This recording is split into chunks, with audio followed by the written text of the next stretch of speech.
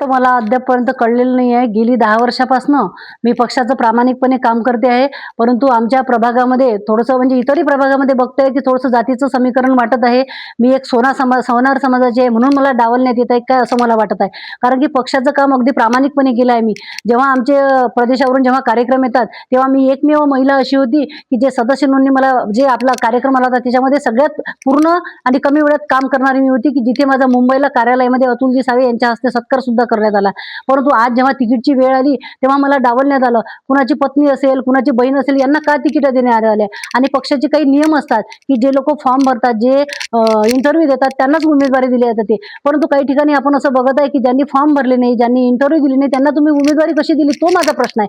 त्यांना उमेदवारी का दिली तुम्ही? त्यांचं संघटनेमध्ये काहीच योगदान नाहीये. मग आम्ही एवढं काम करून जर आम्हाला डावलण्यात येते, तर याचा अर्थ काय? का बरं असं? माझ्याच प्रभागामध्ये प्रभाग क्रमांक 20 मध्ये ओपनमध्ये मंगेशदादा खोंडे यांच्या मिसेसला उमेदवारी दिली आहे. माझी वैयक्तिक नाराजी नाही आहे, पण मला हेच म्हणायचं आहे, की त्यांचं पक्षासाठी काय योगदान आहे? त्यांनी फॉर्म भरला नाही, त्यांनी इंटरव्ह्यू दिला नाही, मग त्या याच्या सर्व्हेमध्ये नव्हत्या. मग त्यांचं नाव कसं झालं? त्यांना उमेदवारी का दिली गेली? म्हणून पक्षाला माझं एक आव्हान आहे, की मी प्रामाणिकपणे काम केलं. ज्यांना तुम्ही अशा उमेदवारी दिली आहे, की ज्यांचं योगदान नाही आहे पक्षामध्ये, त्यांची उमेदवारी रद्द करण्यात यावी. आणि मी सगळ्यांना सांगते, मी जे काम केलं त्याचं मला फलित काहीतरी मिळावं, मला स्वीकृत देण्यात यावं. अन्यथा जर माझ्या जीवाला काही कमी जास्त झालं तर आपण सगळे लोक त्याला जबाबदार राहणार आहे.